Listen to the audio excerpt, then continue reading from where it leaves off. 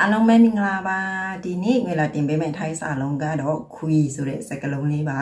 ခွီဆိုတာကြတော့စကားပြောတည်ပေါ့နော်အဲ့တော့ဒီရဲ့ခွီဆိုတဲ့စကားလုံးကိုစာလုံးလာပေါင်းကြမယ်အဲ့တော့သူကဖျံရှနာခေါ်ခွဲရှိတယ်စရကစရဥပေါ့နော်ပြီးတော့ယောရက်ကြတော့တိုးစကွတ်ဖြစ်တယ်အဲ့တော့ပေါင်းလို့ရှိရင်ခေါ်ဥယောခွီပေါ့နော်ခေါ်ဥယောခွီ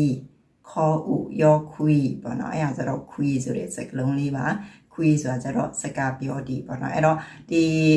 အရှိကဗီဒီယိုကျတော့ငွေ put ဆိုတဲ့စကားလုံးပေါ့နော် put ဆိုတာကျတော့စကားပြောပါပေါ့နော်ဒီတစ်လုံးကျတော့ခွီဆိုတာကျတော့စကားပြောတည်ပေါ့နော်အဲ့တော့အဲ့ရဲ့စကားလုံးနှလုံးပေါင်းပြီးပြောလို့